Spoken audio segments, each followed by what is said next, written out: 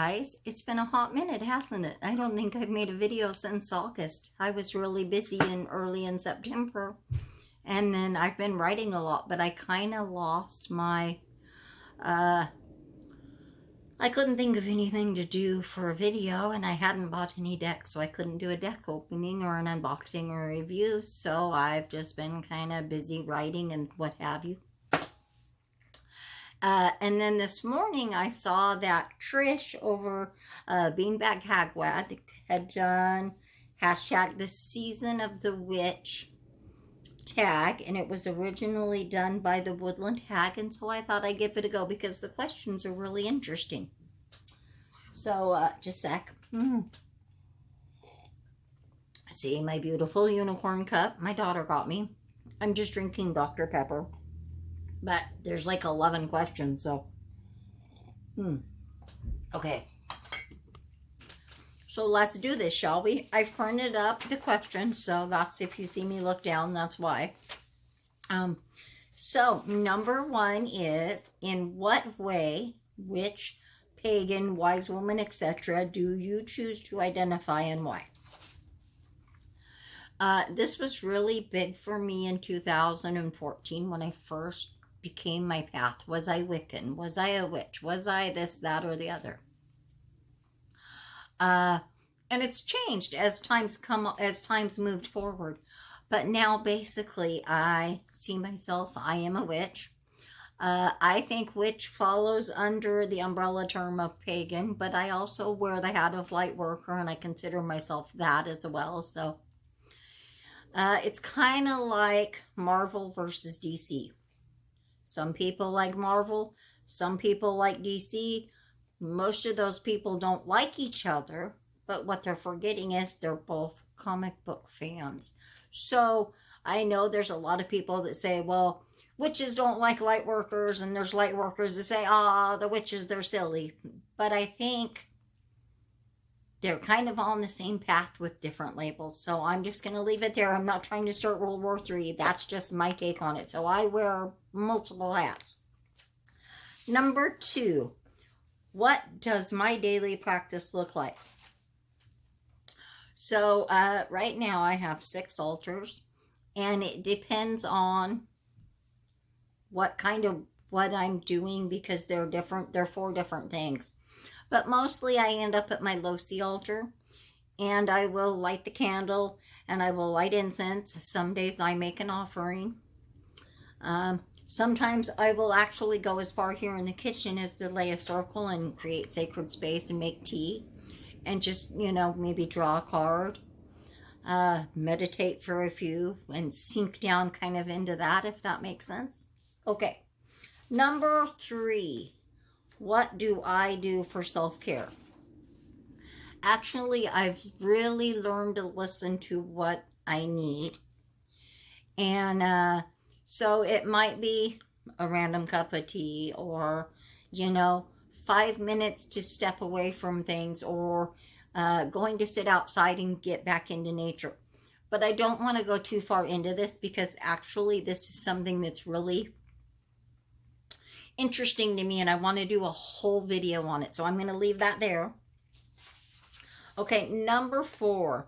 What do I do to take care of nature, wildlife, the environment, or animals? Well, I really believe that when you're out in the wild, you should, whatever you take out there better come back with you. So I always clean up after myself. I try to use recyclable bags. I'm not great at it, but I do have them in my car, and I am pretty good about it. I won't use straws anymore for the most part. And we do help the animals a lot. We have a lot of squirrels here, so we end up with babies and trying to get them back to their parents. So that's about it for that one. Number 5, how do I help, heal, or support humans or humanity? That one's a little more, just kind of, how do I explain this?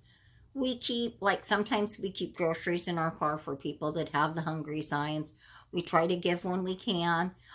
We always pay it forward. To give you a good example, A lady's Xbox 360 broke the other day. She had posted in one of our local Facebook groups. So she used it for her kids to watch Netflix. So I asked my son, you know, how do we do this? What do we do to fix it? Well, he goes, hold on and I'll look. So he goes and does his thing, and I don't know exactly what he's got in mind. But he went and found a cheap one and bought it, and we took it over to her. So it's just like, it's not necessarily, how to explain it? You put good back into the world. I try to do that, you know, paying it forward. That's the way that I help humanity. I show kindness as much as I can, which is like on a daily basis. And there's a lot of hate and anger and just mean, vile things out there. And the best that I can do is to love more and to put more good out to balance the bad. Okay. 6, what is my understanding of a higher power? I come from early on Southern Baptist. And if any of you all know what that's like, yeah. Brimstone and fire, and man, it scared me. Yeah, there's that. There's a lot of guilt, a lot of shame. So having got away from that many years back, now I look at it. I don't know that I think of a God type figure. I do believe in gods and goddesses, but it's more of a, not like we have to get down on bended knee and, you know how the Bible kind of says, do as I do, or I'm going to, love me and do as I say, or I'm going to punish you. I don't think that's how it works. There is something, I'm more sciencey based, so I like to think of the universe as like cosmos, positive energy maybe. I don't have all the science yet, but we'll get there someday. Okay. 7. What is the most important life lesson I have learned so far? That one is really precious. As a little kid, I was kind of a witchling. I didn't know it, but I liked witches. I was, the one out picking flowers and trying to make tinctures and do all that stuff. And I knew then that magic was real, but as you grow up, you lose that. And coming back to that and realizing that the magic is real, when you first feel that, when it comes alive, I don't even know how to put it into right words, but that's been my greatest life lesson. Number 8, and how does this learned lesson affect my values and attitudes? Well, it didn't really change my values, but it really did change my attitudes, because everything is interconnected, and the magic runs in that. And I don't know how to explain it very well, and I know I'm not doing a very good job of it, but that's okay. Okay. Number 9, what is my most spooky experience? Well, I have 2, and I wasn't sure which one was what you might consider spooky, so I'm going to kind of tell you both, and we'll go from there. Number 1 is a few years ago, my kids and I moved into a duplex, and when I moved in, I had my friend come over, and she blessed the place, and she did the smudging, and we did all that. And so it was all cool, it felt really good. Okay. So the first weekend, my son and I were the only ones home, and he had a friend with him. And so I was getting ready to leave, and I went to the door, and I turned back around for a minute, and I saw my son's friend, or so I thought, standing there. Well, the house was set up so that when you're standing at the front door, you can see all the way down to the cupboard where you keep your like towels and things. And then you've got 2 rooms on one side, my room and a bathroom. And then the kitchen made kind of a loop thing so you could, walk around. So I had assumed in that moment that he'd gone into the kitchen, and I thought, oh, I need to tell the boys I'm going to get coffee. So he's gone, right? Okay. So I go back to my son's room, and I knock on the door, and I open it, and I'm like, you were just out there. And then I realized what I'd seen looked like my friend's son, but it really wasn't. It was a guy that was like in his early 20s maybe, and tall and no hair. So that was my real first weird experience, except that following summer, I got to know the other half of my neighbor in the duplex. And so I'm telling her, I'm recounting the story once we're getting to know each other. And I says, yeah, I saw this guy. And she goes, oh my God, he's this tall and he's blonde and he's wearing a hoodie and this and that. And the hair on the back of my neck stood up. And I said, wait a minute, I didn't tell you that yet. She'd seen him the summer prior and it scared her. So there's that one. And then the second one is a different kind of spooky. I have a gift, and sometimes spirits come to me with messages for people. Now, when this started, it was just people that I knew. I would meet somebody and then I'd know, wow, I just met this person for a weird reason. And then eventually the spirit would feel comfortable and come forward. Okay. That was my experience. So I'm in Starbucks one day. And this lady walks in, and I'm a people watcher anyway, but she caught my attention for a reason that I couldn't pin down. And then all of a sudden in my ear, I'm hearing screaming, oh my God, Chloe, tell her Chloe, and tell her to be nice, and tell her Chloe, and tell her to be nice. And they're literally screaming so bad that I'm getting a migraine. So I didn't know what to do. So I message a friend, and she says, tell the spirit to sit down and be quiet or you're going to leave. So I did that, and it actually worked. So then came the hard part. I girded my loins, and after about a half hour of, building myself up to do this, because I'd never approached a stranger, and, that can be terrifying. And so I kind of said, I'm sorry for disturbing you. But I said, does the name Chloe mean anything to you? And she kind of looked at me and she's like, no, but I'm starting a new business. And I'm like, okay, well, and then I'm like, well, I have something kind of weird, important to tell you. And she's like, yeah, this feels important. And I'm like, okay, there's my door opening.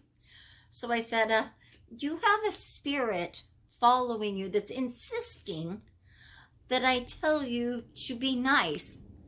And her eyes get big and she goes, oh, and she stands up and she grabs me in this hug and she's like slamming me on the back in this hug. Oh, thank you, thank you, thank you. And I'm like, oh my God, you know what this means? Oh yes, thank you, thank you. So at that point, my part is done. I don't consider myself a medium. I'm just a message delivery person. So I says, okay, have a nice day. Glad I could give you your message. Oh my God. I drove like 2 blocks. I pulled into a strip mall and I was like, ah. So I don't know that one was spooky, but for me, it was really spooky. Okay. Okay. 10. Have I ever cursed or hexed anyone? I have not had the need yet to do that, and I hope never to, but I try not to give people the power of getting to me in that sense where that would be that kind of a necessity. I hope that makes sense, but I'm open for it. Like if I had something that where none of the normal routes worked, I would take that step because you do no harm, but you take no shit either. So if push came to shove and it came to like my family's, some things, then yeah. Okay. And lastly, number 11, if I could live anywhere, where would it be? Well, that's easy. I live in Washington State, and I'm right on the border of Washington and Oregon. We're a little bit north of Portland. But over west of us on the coast is this little town called Astoria, Oregon. And outside of it is a little town called Seaside. And in between, there's a place called Sunset Beach. And that's where my Losi altar is, all the stuff comes from. That's what it represents, because that is my home in a way that I can't explain. And if I could move to that little area between, find work and move to Astoria, Seaside, that would be the place that calls to me more than anything else on the earth. I'd like to say that maybe someday here, there, or beyond, but without a certainty, I can't tell you that, except this place, I am certain that I should live there. So this has been fun. I hope you enjoyed it. Thanks. Blessed be.